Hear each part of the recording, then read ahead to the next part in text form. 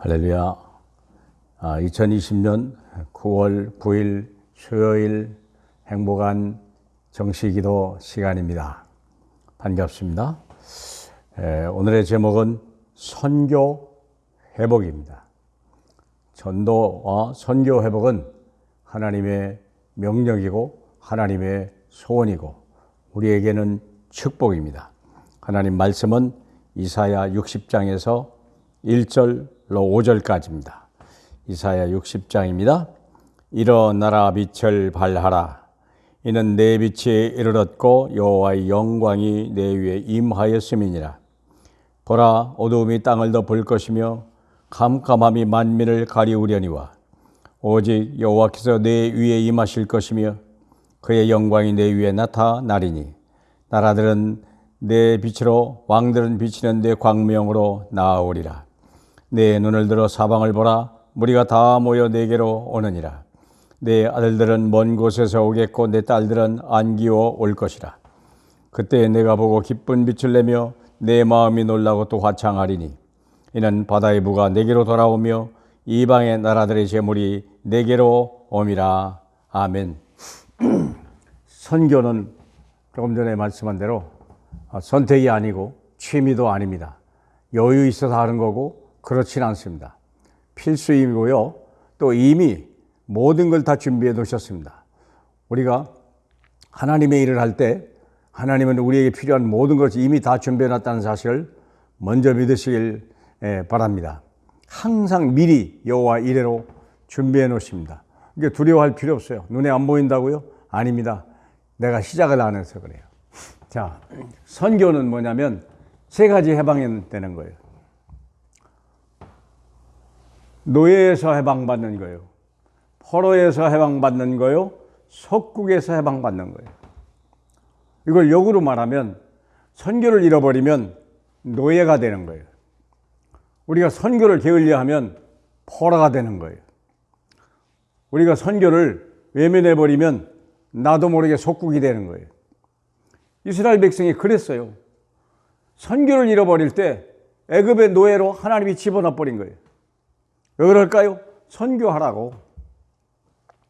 애굽이 복음을 가지고 애굽을 어떻게 뒤집는지 증인이 되라. 복음을 가지고 있는 바벨론으로 간 다니엘이나 에스더나 모르드게나 이런 사람들이 어떻게 바벨론에서 해방된 게 아니라 바벨론을 회복시킨 거예요. 해방시켜 준 거예요. 운명에서, 마귀에서, 저주에서. 속국에서 해방. 왜 하나님은 바울에게 가이사 앞에 서라고 그렇게 말했을까요? 로마 황제와 그 모든 로마가 전부 우상에 잡혀 있는 거예요. 그들을 해방시켜 주라는 거예요. 이걸 해방시켜 줄 때 나도 해방이 되는 거죠. 사랑하는 여러분, 우리가 이 선교를 잃어버리면요, 내가 노예로 포로로 속국으로 가게 되어 있는 거예요. 선교는 세 가지를 정복하는 겁니다. 사도행전 13장 바울이 고백마다 가는 곳마다 이게 무속이요.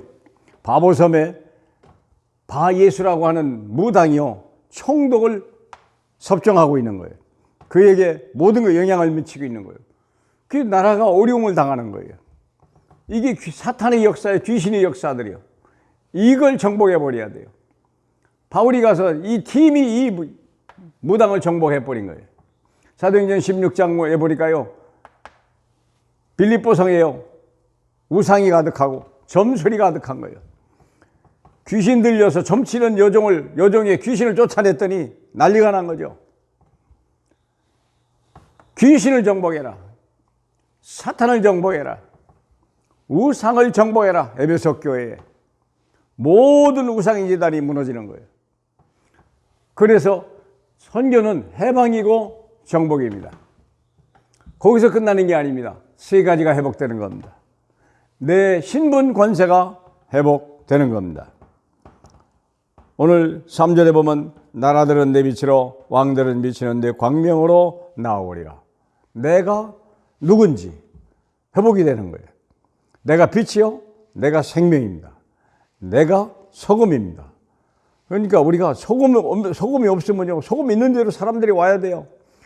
모든 만민이 캄캄하고 어두운데요, 빛이 있는 쪽으로 모일 수밖에 없는 거예요. 그렇죠? 생명이 있는 쪽으로 와요. 살 길밖에 없어요. 그래서 내 신분 권세가 회복되는 거예요. 두 번째는 4절입니다. 내 눈을 들어 사방을 보라. 무리가 다 모여 내게로 오느니라. 내 아들들은 먼 곳에서 오겠고 내 딸들은 안기 오리라. 많은 사람이 돌아옵니다. 그런데요, 내 아들, 내 딸은 안기어 오리라. 얼마나 감사합니까? 다른 사람들은 다 모여서 오는데 내 딸, 내 아들은요, 안기어 오게는 거예요. 하나님이 우리의 자녀를 축복하는 것입니다. 하나님은 이스라엘 백성, 출애굽한 이스라엘 백성들에게 제일 중요한 건 그 후손들이었거든요. 그런데 실제로 걱정한 건 자기 후손들 때문에 걱정했지만 하나님은요, 40년 동안 불신앙하는, 선교를 잃어버리고 전도를 잃어버린 백성들이요, 다 죽을 때까지 40년 장례식하고 마지막 날에 거기서 난 자녀들을요, 그대로 한 명도 빠짐없이 다 가나안 땅을 정복하는 역사를 이루었습니다. 하나님이 우리의 자녀에게 관심이 많다는 걸 아셔야 됩니다.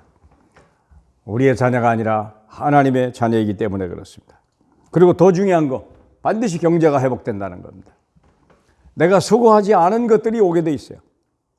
5절, 그때 내가 보고 기쁜 빛을 내며 내 바다에 놀라고 내 마음이 놀라고 화창하리니 이는 바다의 부가 내게로 오며 이방의 나라의 재물이 내게로 옴이라. 우리가 선교를 하다 보면요, 돈이 없으면 못하지 않나? 아닙니다. 그것은 착각입니다. 선교를 하면 재물이 오게 되어 있습니다.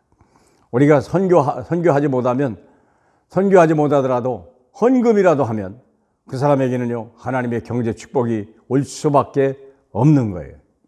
그래서 우리가 갈 수 있는 선교도 좋지만 보내는 선교도 중요한 것입니다. 237 나라 세워야 됩니다. 237 나라 세우는 것이 하나님의 뜻이고요. 그 나라를, 그런 우리와 우리 자녀를 주님이 축복하시고 그런 교회를 주님이 축복해 주실 것입니다. 일어나라, 빛을 발하라. 우리 주님께서는요, 우리에게 그냥 명령만 하시는 게 아니에요. 모든 걸 다 약속하시고 우리를 부르셨습니다. 하나님의 언약을 믿고 전도와 선교에 올인하는 저와 여러분과 교회 되시길 주님의 이름으로 축복합니다. 할렐루야. 우리 하나님 아버지 감사합니다. 우리로 하여금 어마어마한 세계복음화의 비밀을 허락하시니 감사합니다. 이전에 꿈도 못 꿨던 일들을 이제 우리로 허락하게 하신 주님, 하나님 갈릴리 어부를 통해서도 세계복음화를 명령하셨던 우리 주님, 오늘 이 시대야말로 하나님 전도 선교의 최고의 적기임을 저희가 알게 하옵소서. 감사드리며 살아계신 예수님 이름으로 기도합니다. 아멘.